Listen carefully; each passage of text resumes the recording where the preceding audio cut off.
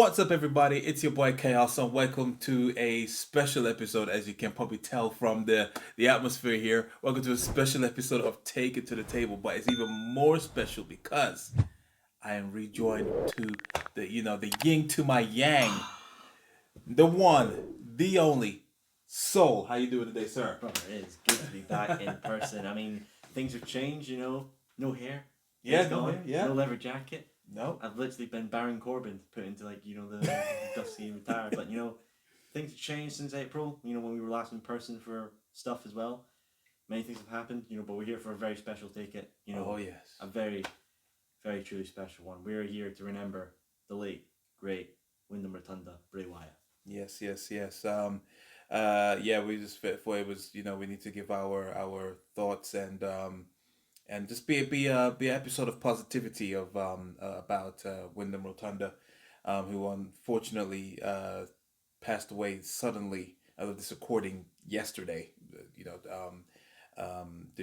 to complications with heart complications, as we put it that way, and yeah, it was a shock, not just to the wrestling world, but more so to us. I mean, Yeah. I was yeah, it was as shocking as when Brody Lee passed. It was like, for me, I put this up when I found out Eddie Guerrero passed. Yeah, It, no, we've definitely seen that a lot. I frequent r/Bird Circle a lot, and on the mega thread for Bray, a lot of people were comparing this to Eddie. That yeah. It was just man in his prime, gone for a wee bit, out of nowhere, and now he's gone. I mean, obviously, you look at Mr. Brody Lee.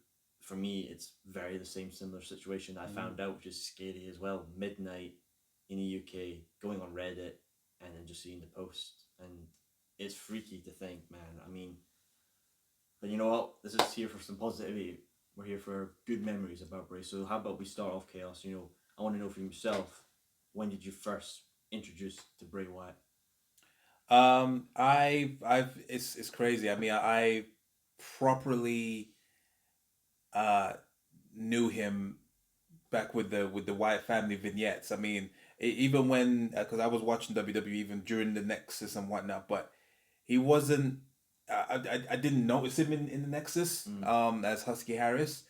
So my first true acknowledgement, if you will, was when I saw the weird vignettes of because it was something not WWE at the time. You just see him in the woods, spreading the gospel to his people, and just talking all this cryptic stuff. And it was just so, at that time, let's be honest, WWE was not that great at the time. It was a really rough patch, but it was just another breath of fresh air. And that's the thing about Bray Wyatt, that I can confidently say, any gimmick that he portrayed or brought to the screens, it was always a breath of fresh air. He really truly made himself different from anything that you saw from any product or any promotion, if you will.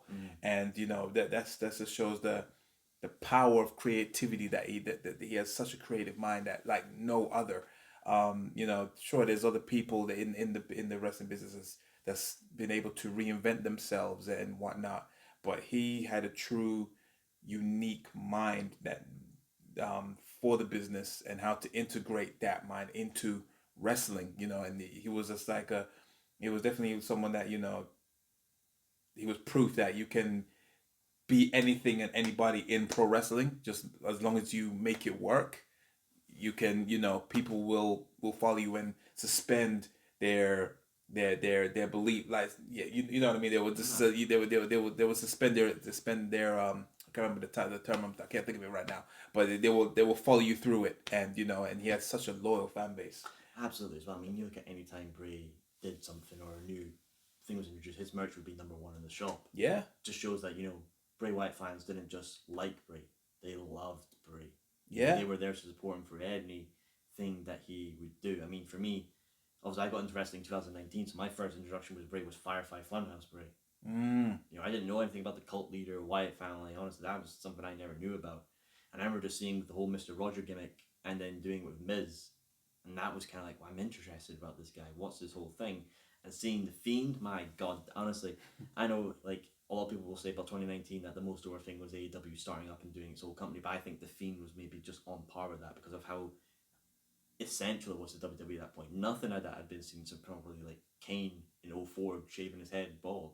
Mm. Nothing that monstrous and That insane. entrance, man. I know, man. It's such a moment like that. I put that again. Like, this is why I say that this is up there with Eddie Guerrero. Like when every time I watch Eddie Guerrero win the WWE Championship against Brock Lesnar, I always get goosebumps. I get chills because of how much impactful that was. When that entrance happened and when he faced Finn Balor at SummerSlam, that the entrance was perfect. It always gives me chills. It is such a unique and memorable entrance for sure.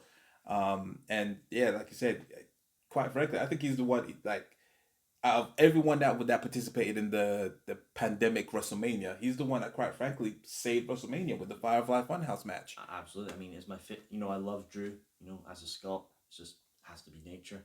But Bray's match against John Cena was the most hyped and my most loved Mania match. I feel like a lot of people shit on it saying it's not wrestling, it's creative storytelling at the end of the day. Bray took the situation he was thrown into with the whole pandemic and made something that is going to be remembered. I mean, people will say, you know, oh, you could have a 60-minute Iron Man match at Mania, but if you have a match where you basically character assassinate John Cena, you've done something well there. And I mean, I had on the Soul Session, I had Blanco Loco, who now goes by Orion.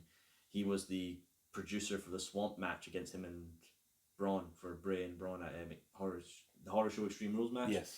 He talked about, you know, how having Bray there and his mindset of how everything, he was sort of like a great cinematographer, precision and making things look the way it was, even just the foliage of the whole Swamp thing. And I talked to Ryan, you know, when Bray passed away, and he just says that pleasure working with the man, and you know, he couldn't have worked with a better man. So I mean, it just shows that from any aspect, you know, AEW's tributed, NWA, Impact, New Japan, everyone loved Bray. Doesn't matter which company you're for, and I think that shows that in this time, you know, I love my company, this company, but at the end of the day, it's wrestling at the end of the day, and every company does want to see everyone do well and succeed, and you know, every producer and every wrestler is loved in every company. Yeah, 110%, man. It's been a really rough week. I mean, that's a rough year. Obviously, obviously the first biggest one was obviously Jay Briscoe. Then this week as well, like you said, Terry Funk as well. You know, had such a legendary mind in the game, and now this one was just life's unfair, man. But I know. it really is. But yeah, this just goes to show that yeah, if you have any loved ones or anything, or you haven't spoken to a loved one, make sure you definitely, you know, give them a call, give them a hug. I immediately go to Swerve Strickland's tweet, you know, saying that we shouldn't come together just because of bad times. Oh, that's facts. Absolute facts, man. And it happens in all forms of the industry, not just wrestling, but in rap, music, media. Yeah, it crosses whole bars of this sort of thing. And you know, and I saw when I was coming back here for the hotel, I saw that Chris Jericho had dedicated this Fuzzy performance to Bray, and everyone was singing. He's got the whole world in his hand at the Fuzzy show. I was at the Riot Cabaret show, and before that started, there was a tribute to Bray and Terry Funk. And actually, there was like basically the way Riot Cabaret was set up. There was a main stage and a platform there, but there was like little boxes for people to sit in, and there was like a couple hanging a "Let Me In" sign from the top left side. So it just shows, you know, right now there should be a celebratory period for wrestling. With All In's going to be the biggest show in wrestling history, and that's a thing to celebrate. But we'll also celebrate a man's life who basically, while yes, in a short period of time in this industry, left a historic impact. Yeah, and you can't really ask for anything better than that. I mean, and it's gonna be, they're gonna do something memorable for Bray at All In. I think they have like, if it's not them, then the fans will. Like, no, absolutely. I mean, there's two ways I can see it happening. I can see one starting off with a 10-bell salute for maybe Terry Funk and Bray, because they touched so many of that locker room. You know, a lot of the AEW guys, you know, were in WWE at the time Bray was, you know, and Miro, I think of, was good with him, you know, and even like Tony Storm, Ruby Soho, all those people in WWE at that point will have interacted with Bray at some point in their time there. Another thing I can think of seeing is obviously when it gets darker, maybe everyone puts their phone lights on and be fireflies in Wembley. I mean, I think the man deserves it. 110%. I will say to the viewers, if you loved Bray, and you want to support him in any way you can, get to the WWE shop and buy some of his merch, because WWE put out a statement saying that every purchase of Bray Wyatt merch goes straight to the family. So if you want to do something, share your stories of Bray, share what you loved about the man, but show some support to his family as well, and buy some merch. Yeah. Even if you can, no matter what, just to show some support to the family as well. I mean, they need it at this time as well. 100%. Get a couple Fiend title belts. Why not? Just, no, but that just shows, that's also a fact as well, that how loyal his fan base was. They put out a Fiend title belt. The thing was what, 5-6 grand? Yeah. Sold out. Most of them fans was like, hold my beer. There you go. It takes some change on the plus on with that as well. So that's how he touched people's hearts, especially people in the Wrestling Republic team as well. Yeah. Like it was David Sheldon. He almost spoke highly of him almost every episode. When we did the worst matches, when David spoke about Bray, I could see the man had some real passion about it. And I immediately knew when that news came out that he was going to be heartbroken. And I know he said some things which it just shows that he really cared. But I also want to say, obviously I'm not a part of Wrestling Public, but I want to put a special thing out there to Clark, Anthony, and Shad. Is it? Yes. They did daily when this news broke live. And they did the best that I've seen. I watched that and honestly I thought, I hope they're okay, but they pulled it off well. So Anthony, Clark, Shad, you guys owe your flowers for that. You did good on that daily, so be proud, boys. 110%.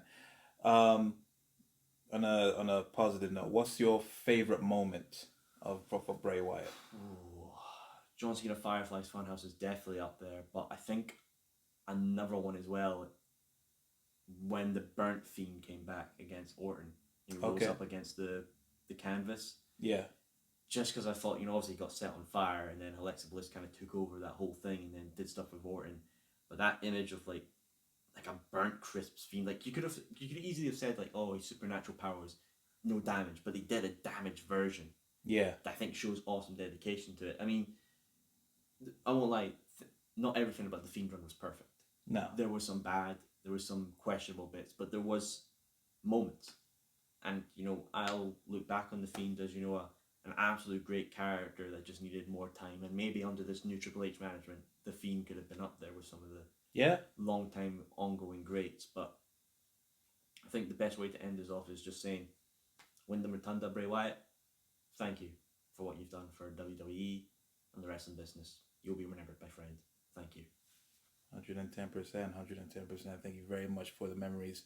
I'll just cap it off as well. One my favorite moment was simply when he won the WWE Championship in the Elimination Chamber. Oh. That was, like the fact that when it was going, I was watching that live, and when I actually saw like John Cena actually got eliminated, because he was the champion at the time, and he got eliminated. It was by Wyatt, I believe. And obviously it was him, AJ. I can't remember the third person, but when it came to AJ and Bray, I was like, I was rooting for it, like it was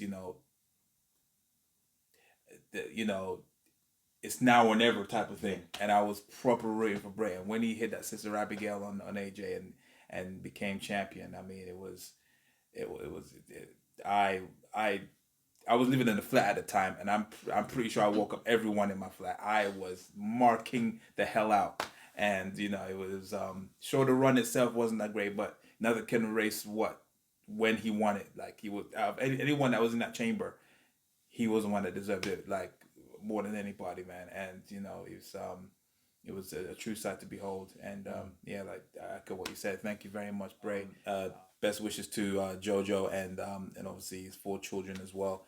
And just long live Bray Wyatt. I mean, Wyndham Rotunda. Sorry, I should say by his actual government, because and I'm looking forward to definitely see what WWE does, because for on SmackDown, because that'll be on tonight as of this recording. So they if anyone can do tributes, great. It's the WWE. Something I would love to see is a match. I would love to see Braun Strowman and Rowan against someone if Braun's able to, because I know Braun had an injury. But if they could get Braun and Roman against maybe like Imperium or something like that, as a tribute match, I think that would be stellar. Yeah. Or even Cody doing something, because I mean Cody obviously did the Brody Lee Celebration of Life in AEW, which he did fantastically. Beautiful.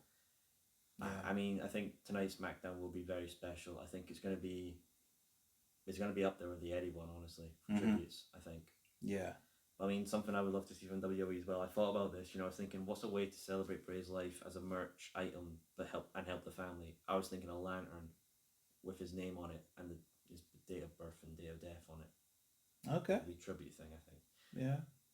That's a good idea. Why not? Yeah, I would definitely get that. Hire me, WWE merch. Definitely. So, yeah. So we ended it on a positive note there. And yeah, but and even on a more positive note, as of this recording, we are now 24 hours away. Yeah, 24 and 15 minutes, I would say. Something like that, yeah. Away from the biggest wrestling event in history. And that is, of course, AEW All In at Wembley Stadium. Which is mental, folks, because if you follow the story, obviously, we were at Mania this year. And, I mean, I'm pretty sure we told the story of how we saw this show come up, right? I'm sure we have. We've told it, yeah. But yeah. So, but basically, yeah. On the last day of our trip to LA, and whilst we were waiting, whilst on a trip back to London from LA, we was waiting for the plane, and we just decided to wait for we decided to what I think it was Dynamite, wasn't it? Yeah, it was Dynamite. It was the episode that Jay White debuted. Yes. And the Guns got the menu and entrance. And wicked entrance! They have yet to beat that. Yeah, definitely. And then and of course, Tony Khan being Tony Khan, he had a special announcement to make. But this one he actually didn't disappoint. This was all about, he announced that AEW was gonna come to London, but not only that, the man hired out Wembley Stadium. We marked the hell out, and immediately there and then we was just like hotel. It's pretty much, because, ladies and gentlemen, if you're traveling for a wrestling show, it's not about the tickets. It's not about how to get there. It's where you're staying. It's the accommodation. Yes. If you don't get good accommodation, you're sleeping in a tent by Hyde Park. You ain't getting good shit. Exactly, pretty much. Or you're gonna get scammed to hell. Definitely, with like once they find out. So yeah, we booked that in. So imagine that was what, April? Yeah. April. A lot's changed. Yeah, a lot has changed, definitely. Yeah, I know, right? Yeah, I kind of missed that little. I don't. I fucking hate it. Honestly, I looked at my rail card. You'll like this. This is the rules behind the scene, folks. You're seeing a first reaction here. So my rail card, I needed a rail card for my ticket. Yeah. But I bought my rail card at Clash. All right. If you remember what my hair was like at Clash, I had to take a photo ID.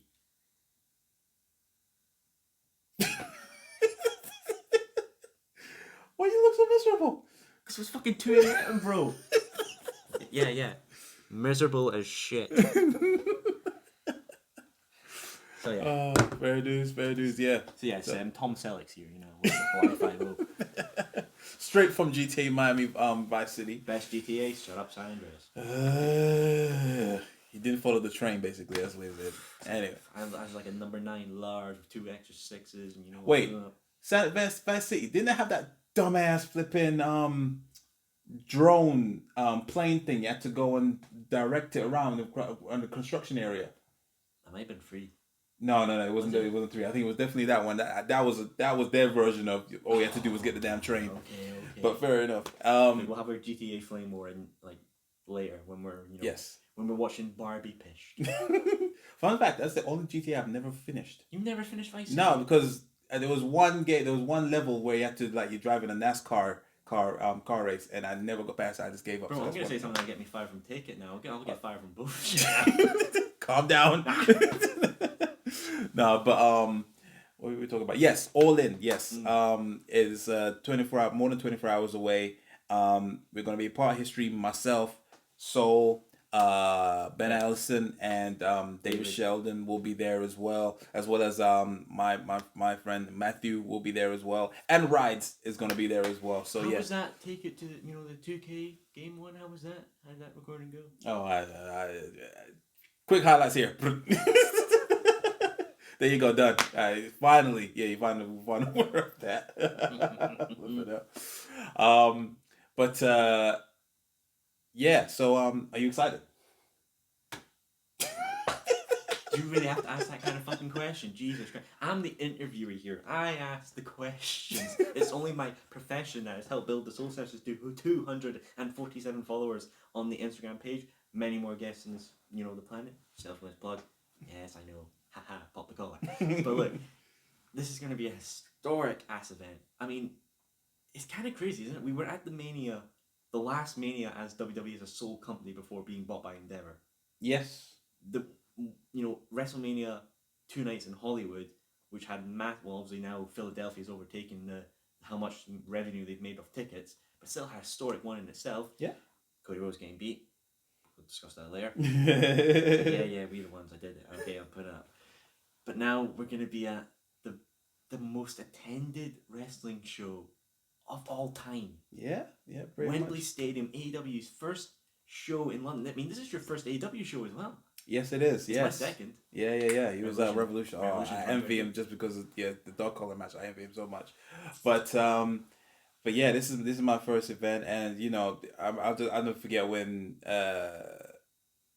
this was announced. Obviously, you got the haters saying like, oh, how dare they sell? How dare they try to book Wembley? They're even going to sell 30,000. They're not going to, and then it happened. Okay, well, they're not going to sell 50,000. Oh yeah, and they sold 60,000 without a single match being announced. Exactly. Yeah, exactly. I mean, if you look back on the Soul Sessions history for season 3, you'll see a multiple question I've asked UK guests. Why do you think international guests undermine the UK audience's passion for wrestling? And they've all said the certain thing is because we don't get the chance. We don't get the chance to buy out stadiums or show that we're going to travel from all the way up north to shitholes down south where the tap water tastes like after piss. I've got 2-litre bottles of Scottish water in there because I ain't drinking the piss down here. No offence. Actually, yes offence.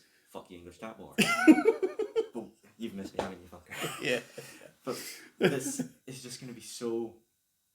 Still, I mean, I think it's so fucking funny for me who got into wrestling 2019. Not only have I been to Mania, and now the biggest wrestling show of all time. I mean, some fans that don't even get off their couch to go have a wash sometimes. And I've just, I've basically skipped the Battle Pass tiers. I've gone over and you guys are still in tier 1. I'm in tier 50, guys. Sorry, is that it is. But, yeah, I mean, even just like, I don't know what you saw traveling to the hotel, but I was on the underground and I seen posters everywhere. Oh, yeah, it's caked everywhere. Yeah, 110%. You can't go anywhere without seeing something. If it's not on in person, it's something on social media. Like there really is everywhere. It's in football matches, in the background with the banners. Soraya was on Good Morning Britain with Jack Whitehall as well, doing promotion stuff. Anthony Ogogo was doing stuff as well. They were at Craven Cottage, Fulham's stadium earlier. Yeah, it was him. Him, Soraya, and Big Show. Sorry, Paul White. Sorry, apologies. Yeah, I know, right? So yeah, man, it's gonna be amazing vibes. I'm so glad that the weather is forecasted to be good. And I brought no shorts. Me neither, actually. Yeah. I was expecting fucking shitty English weather. Same. I was like, you know what? I'll bring my Timbs. I'll bring my shorts. I'll bring my Timbs. Everyone's Timbs. Obviously got the J's on. The good old LA Jays, as they are, back for a second appearance. But yeah, I was like sweating my fucking bollocks off in the fucking underground. I was like, Jesus, fuck, someone can crack open a fucking window. Oh, you fucking missed me, haven't you, cunt? Yes. It's good to be back here. But you know what? We're going to be, obviously we're recording this on the Friday, Saturday, our wallets will cry. Yeah. Because, it's not been really announced by AEW, but like, I've seen things and I've said to you, like, was it someplace in Wembley is going to be holding like a merch stand shit? There's going to be multiple merch stands, in Wembley alone. Yeah, so that's where we're off to tomorrow, fucking waking up. Get your bush trimmed and then we're all good to go. Yeah, definitely. It's going to be a jam-packed episode. It's going to be a jam-packed weekend. Oh, wow. Let me just say that. What match are you looking forward to? With the many options that is on there. The thing is, there's a lot of good matches on, but I think the one that I'm most excited for is because obviously I've seen a few of these guys wrestle before, but some I haven't. So the match for me that's most exciting is Kenny Ibushi Hangman versus Jay White. Takeshita and Juice Robinson. Okay, yeah. Simply because I've never seen Jay, I've never seen Juice, I've never seen Takeshita, I've never seen Kenny or Ibushi. I've only seen Handman wrestle. Mm. And to say that I was at an AEW show, the first one in the UK, biggest of all time, and I got to see Kenny Omega wrestle. I don't give a shit if it's in a singles match, man. It's Kenny Omega. Yeah, of course. Yeah, it's still gonna steal the show. Like even if it was, I mean, everyone's saying yeah, they wish it was the singles, but yeah, like you're right. It's the fact I got to see their franchise player, pretty much, their John Cena, if you will, just without the hustle, loyalty, and respect, Yeah, without the jorts. Yeah, without the jorts, yeah, just actual wrestling, fight me. So yeah, it's yeah, that he's definitely on my list. My match I'm definitely looking forward to see. I'm just curious to see what the outcome is out of MJF and Adam Cole. That is gonna be very like, and they're already setting the tone, and it could go either way. Regarding the ROH tag team match, they could win or lose, but whatever happens is obviously going to ride into the main event, and then whatever the outcome is out of that is gonna be I have great. a prediction I like to say here. I think the reason why Adam Cole suggested the tag team match is to wear MJF down. Okay, yeah. He brought it up. It was like, what do you do to, you build trust with them. Say, let's do a pre-show match. Just say we can do it. They'll lose, but MJF will be worn down, and Cole will be like, yeah, I'm still good and fit. And we're gonna get like a WrestleMania 13 kind of Austin Bret Hart. I'm thinking of double turn. Yeah, I'm definitely thinking of because I think MJF as a heel, I don't want to say it's getting stale, but it's kind of like, it's like, oh, it's anymore 2024, same old thing. But I think he could pull off a great good guy. 100%. And Adam Cole as a bad guy with like Roddy Strong and the Kingdom and Kyle O'Reilly, that'd be a hell of a faction to have. 100%. Yeah, man. I mean, it's he's already teasing it in his promos. Like you say, he will do whatever it takes to win that championship. And obviously, and from on last Dynamite, Renee Paquette was replaying everything on for MJ for Adam Cole, and he was mad defensive more than MJF. So and he just walked out. So yeah, it wouldn't surprise me if they do like a WrestleMania 30. I think that's what they're kind of going for. Because I do think that MJF actually likes this thing. Obviously, he's doing that Bryan Danielson thing where he's a face, but it's coming out the heel entrance and whatnot. But yeah, man, it's so over, and I think the double turn will think. And another thing, my prediction also is, I think I've said it before, but I'm not taking the idea. I believe it was Ben Allison that said it. That it was that Adam Cole does win the title. Oh, sorry, does win the match, but MJF comes up to him and says, "You didn't read the contract, did you? Sure, you won the match, but it was a non-title match. So yeah, you may have won, but kept the title because he didn't. He just instantly signed for it." The only thing I say like that's a good way of MJF being tactical, but it's being advertised as a championship match. No, that's true. Yeah. Because that would, like, if you go in the advertisement and like if you have the announcement say like, oh, it's for the championship, then it's kind of like, would they not know that? Like they would know. Like, I just think it's kind of a bit of a cop out. It's like you're advertising it as a championship match. That means backstage knows. That means the announcer knows. That means the ref would know. I mean, like, we will know if this is not a championship match if the announcer goes and for the AEW World Championship, because that means they know it's a championship match. Because they wouldn't. I personally, I don't like that idea, because then it kind of like undermines everything. Basically. I guess you need the main the world title has to be at your biggest show. I guess that too. So yeah, I guess so. Yeah, it's just that's. I think in the contract will be, because obviously Adam Reed, I think it will be an immediate rematch clause at All Out. That's what I'm saying. Somehow, some scenarios are gonna happen because, like, that's the thing. The All Out is literally the week after. There's no other like they ain't gonna do CM Punk versus MJF. They're not gonna do CM Punk, CMFTR and versus the Elite. That's never happening. I think it will, just not anytime soon. Yeah, sure. 20 years in universe mode, cool. At least it happened, damn it. Okay, sorry. But yeah, so it's most likely they have to run it back. It's the only safe bet, because at the end of the day, they put themselves in the situation to run them back to back so flipping close. It doesn't make sense, which makes me feel like, I've said it before as well on the daily, that even though they class it as a pay-per-view, it's still got that glorified house show kind of vibes. Because I think that's what it needs to be. You know, Yeah, yeah, first UK show, you're not gonna have like all the story things that like people here can't. You know, thing is, AEW's like aired on ITV like 2 weeks yeah, behind. If you're coming to the UK, you put on all the big stars, you take the big stadium, and you advertise it as basically a massive sporting event. yeah. Because I've seen on Reddit and people aren't going because it's AEW, they're going because it's a massive thing at Wembley. Mm-hmm.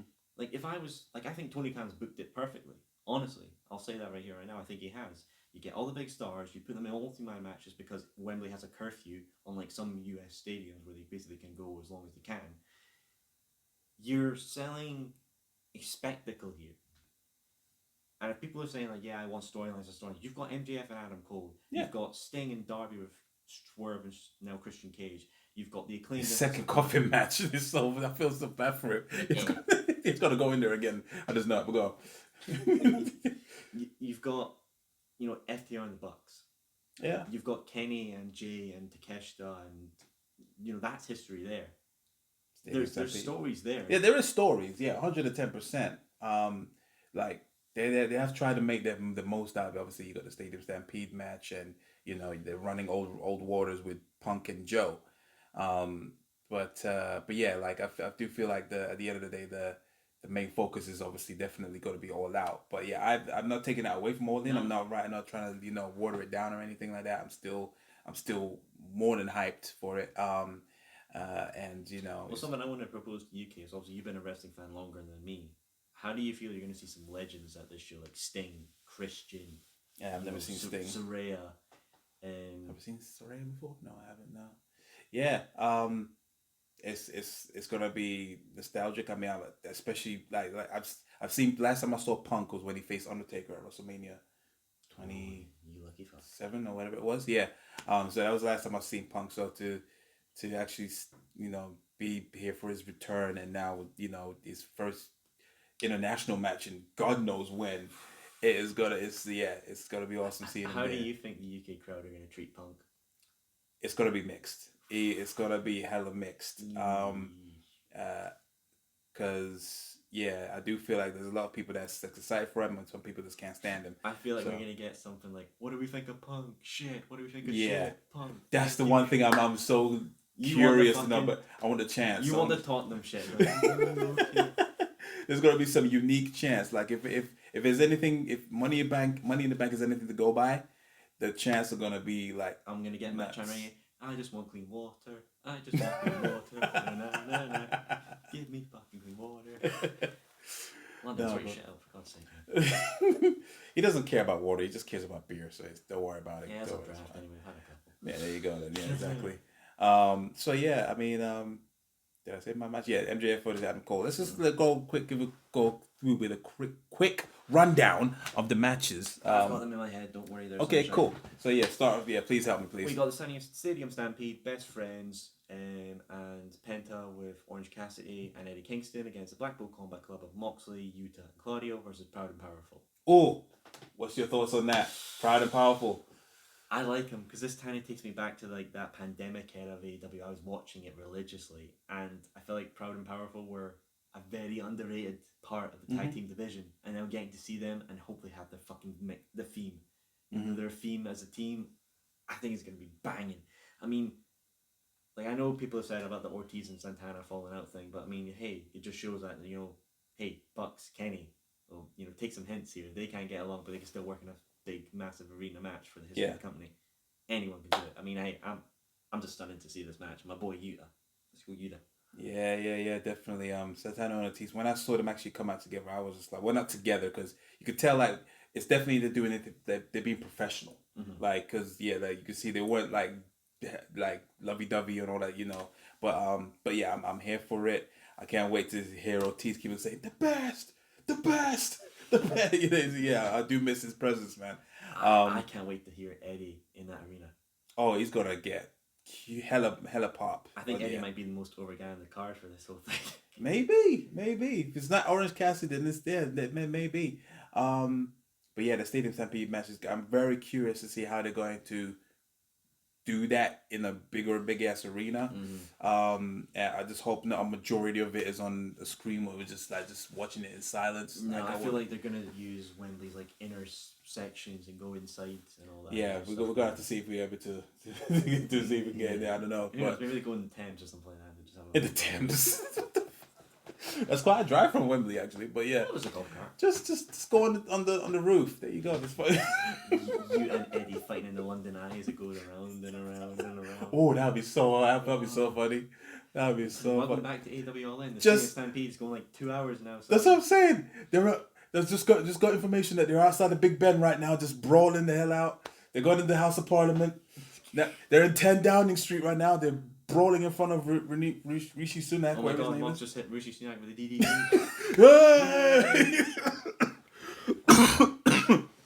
But no, I mean, it's going to be an absolute bang. Let's go on to House of Black versus The Acclaimed. And Wait, sorry.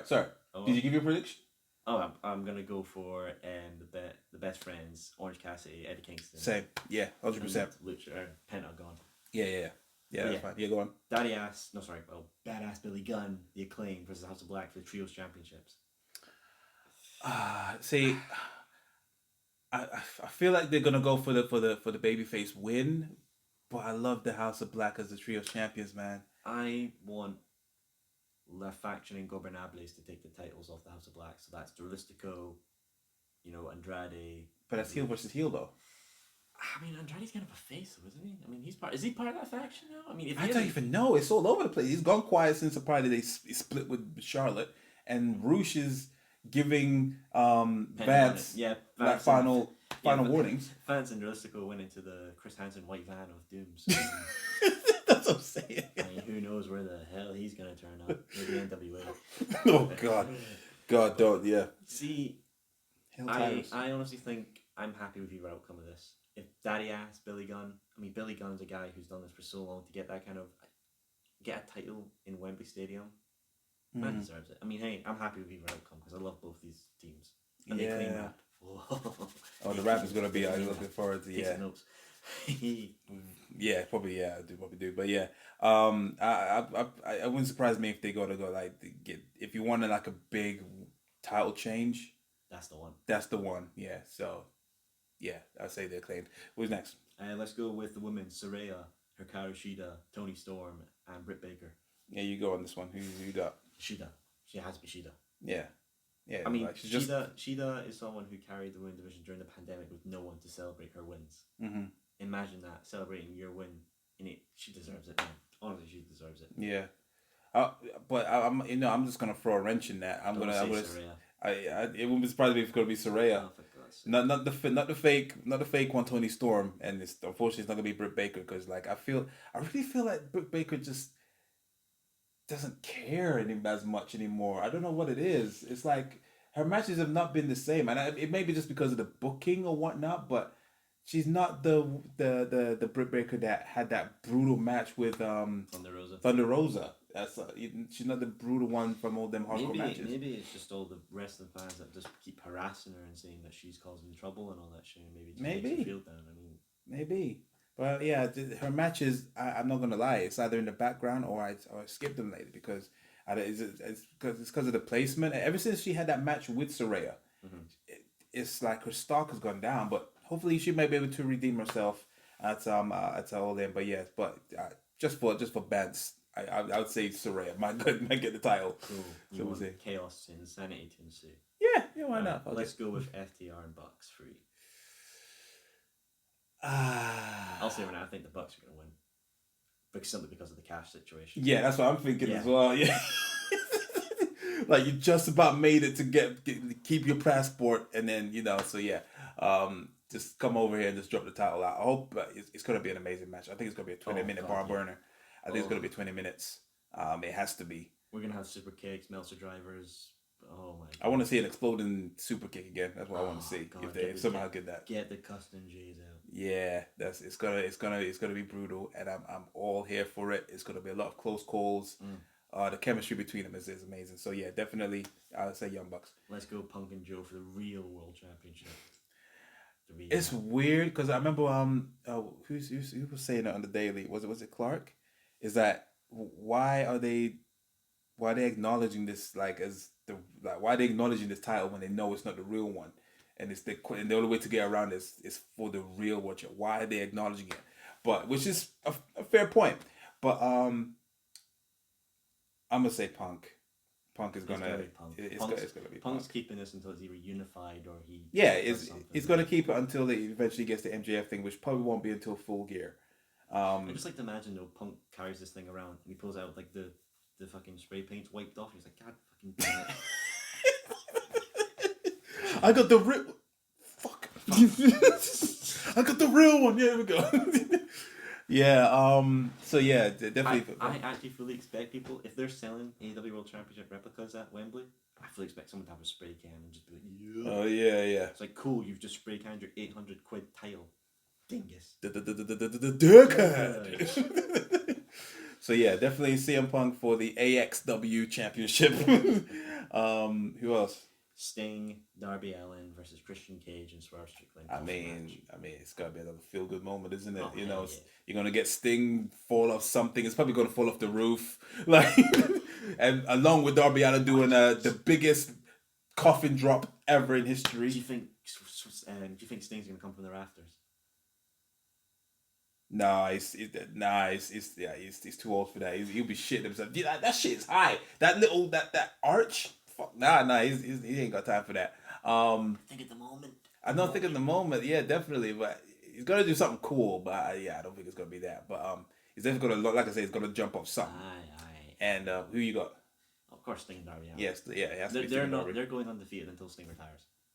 You think so? Yeah. Hell yeah. Fair dues. Who's next? Mr. Fozzy Man Jericho versus the Kingpin Will Ospreay. This annoys me that this is really official. This annoys you? I mean, it's because I just question Jericho and like, can he keep up with it's Will freaking Ospreay? You know what I mean? And like, I'm not, Jericho has had a couple decent. He obviously had a great match against Action Andretti and another one against Bandito. Two great matches. But the other, like, there's been times where I'm just like, yeah, your cardio's off, bro. Like, you know what I mean? So, and Will Ospreay, he just keeps going. So, but yeah, in terms of the winner,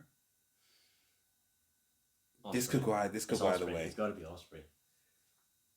It's got to be Ospreay because the only thing I can see Ospreay doing afterwards, kind of program wise, is Kenny for the third rematch in New Japan. And people have been annoyed, like, why is this not happening all in? It's a New Japan feud. Exactly, yeah. It started there, yeah. So I think that might even say that to Wrestle Kingdom. Yeah, probably. Actually, yeah, they probably say that to Wrestle Kingdom. So yeah, I'm gonna go with Will Ospreay. Like, he has to. The way he was talking at Dynamite, is that his actual voice? Yeah, probably. Yeah, because like he sounds different in press conferences. So I was wondering, like, it's the English, and he was full on English. Yeah, it was like I've never seen that. Like, he usually he's well spoken usually. Man was about to pull out his Oyster card and be like, the proper champion. Sorry, respect to the whatever. Next up, now you're cancelled. Nice one. The goddamn. What are they gonna do? Pilling boys are gonna come up. Pecking boys are gonna come and get you. What, in their Burberry jackets? Yeah, all right, cool. Anyway, moving on. Stylish profiling. Benign. Kenny Omega, Hangman, Ibushi, Jay White, Juice. Who you got in this one? Oh, Kenny. Fucking. Actually, you know what? There you go. Don't Callis family needs a win. You know what? I think Takesha's gonna pin Kenny, and we're gonna get Kenny and Takesha all out. I'm down for that. Because especially if they got a lot of stock in Takesha. Yeah, they got a lot of stock.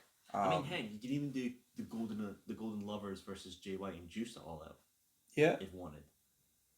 But then, I'm just thinking because Kenny Omega needs a W because he hasn't had a W since Forbidden Door, like a major one. Did he not beat you on Dynamite? But I mean, like a major pay per view. Yeah. I mean, Kenny doesn't need wins. It's Kenny fucking Omega. I know. Who's gonna tune in? Kenny could tap dance and sing in the ring for 20 minutes, and everyone will be like, I'm just thinking of WWE logic. If someone beats Cena has to go and get the W back. You know what I mean? So that's something. You've been indoctrinated on shit for 20 years. Can't help it. Yeah, but fair enough. Yeah, I'll be down for Takesha to take the win and then do that to All Out. And I think that just leaves MJF and Adam Cole. Like I said, this could go either way. Yeah. I mean, this is the one that don't know if I can call it. I mean, I still want MJF to keep the title until the bidding war. I don't.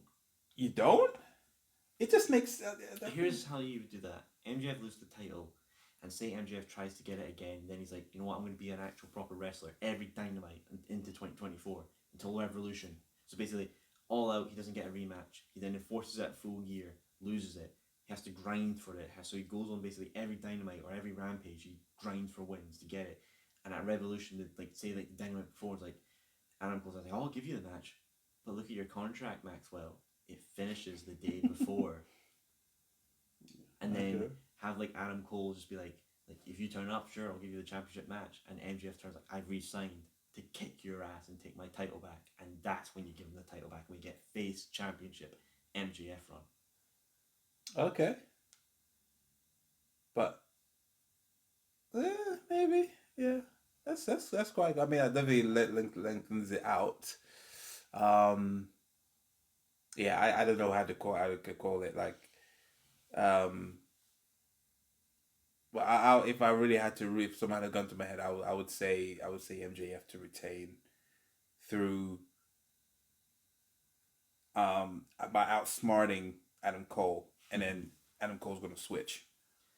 All right. Okay. He's gonna beat the shit out of MJF. Yeah, that's what I'm gonna do. Like, I don't think when I explained about the title thing where it ends up not being the title, I you're right. That doesn't really make sense. You're kind of robbing the fans. So the other way to do it is if Adam Cole tries to do some shady shit and then he reverses it, MJF wins, Adam Cole's gonna beat the crap out of him. Yeah. Yeah, I think that's. Before we wrap up here, I want to ask you one final thing. Yes. Any surprises? Oh yeah, there has to be surprises, and Tony Khan he lives off that shit. Jeff Jarrett versus Leatherface for the championship on pre-show.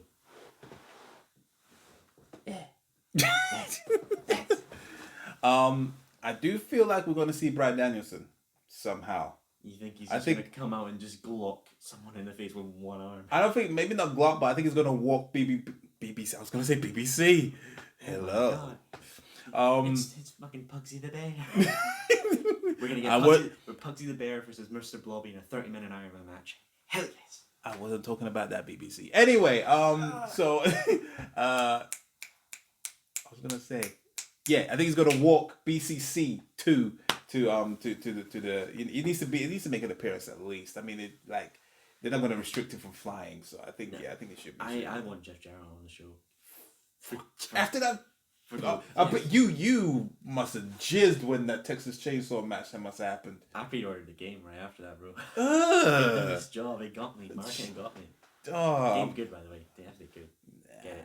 But I think, you know what? A real surprise match of icons: Jeff Jarrett versus Captain Insano Paul White. No! What's wrong with you? It's a booze. Oh my god. God damn it, don't. Put if you do it under 0 hour. Like, just give it a 3-minute thing. In between FTR, Hook and Jeff. Aussie Open. No, there's 2 matches now. Yeah, the Shook and Jungle Boy. Yeah. That's what I meant. Yeah. Put it in between those. You want it to happen like in between the actual match, like they're just in the corner, like a little. Yeah, fuck it, just do over there, like right by the entrance, and you got like a flipping inflatable thing. Pool pad. I was pool pad. Yeah. Welcome to picture of the pre-show. And just like this match is going on in the background for like the people who have the ticket stubs. Yeah, exactly. There you go. You get your match. There you go. And the real match is happening in the ring. There you go. Yeah, I'm cool with that. But tier system of matches, fucking hell, okay. but yeah, I think there's gonna be some surprises. I don't think Goldberg's gonna show up. No. I don't think Edge is gonna show up. I don't think Jey Uso's gonna show up. People who think all this are just idiots. Yeah, I know. But I can't think of anyone. There's someone I'm just forgetting that could show up there. Who knows? Maybe Eric Rowan might show up. Sorry, Redbeard. Yes. Sorry, Jericho. Yeah. I think he's going to do something for WWE.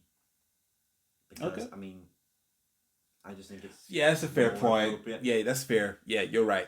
Brody Lee was different because he actually went to AEW. Yeah, that makes sense. You're right. If you want true surprises, the only thing I can think of is maybe like some of the guys who are on the Progress or New Japan show showing up, like Minoru Suzuki, Tomohiro Ishii, Davey Boy Jr. just because of Britain. Oh yeah, David Boy Jr. Maybe his daughter as well. Yeah, maybe Davey Boy Jr. versus Met her, good lady. Yeah, Davey Boy Jr. versus Anthony Ogogo for the Union Jack. I feel like they're wasting a go. I feel so bad for him. Ever since that, he just had a bad rap since the Cody match. Yeah, Cody saw racism and then somehow done him in. Yeah, it's Equality. but yeah, I wouldn't mind seeing that. What's the chance of them doing a fucking battle royal? Oh, like 58%. Just out of nowhere. Tony's just there with his little, etch a sketch with like the whole battle royal, and he's like, eh. Jericho takes it, just shuffles it again, and says 30 more minutes to Jericho and Ospreay. I mean, I fully expect a battle royale, even like a casino one, just for getting people on the card to say they've done it. I wouldn't complain. I wouldn't mind that because getting to see more of the wrestlers is fine by me. If you can tell who they are, but it depends on who they fly over, because remember they have people in All Out, and obviously visa issues happened for some of the talent. So I mean, it's sort of like, do you want to put all that effort in just to have someone come through? And I mean, I know Thunder Rose is in the UK. Oh yeah, she's probably got maybe Thunder Rosa. Yeah, probably she's cleared to return at some point. So Thunder Rosa cost Brits the title. Yeah, I think, and what's going on with? No, Chris Statlander ain't going to be on there either. No, I don't think so. Yeah, that's. It's a shame. I would like to see Chris. Yeah, I'd like to see the TBS Championship. I mean, that would be a good place for Jay Cargill to even return. That would be freaking awesome. But Jay Cargill versus Shida, All Out. Yeah, I'll be down for that. But surprises galore, ladies and gentlemen. All we know is tomorrow, though, our wallets will be crying. Yeah, and everywhere, not just AEW merch, but everywhere else. We're gonna be causing riots or causing chaos, pun intended, in London as well. So yeah, it should be fun. Well, his wife's gonna be crying. I'm gonna be acting like a typical black guy. I'm gonna be acting broke. So so yeah, this is how it goes. I'm joking, but yeah, it's all good. Other than that, we've come to the end of our episode.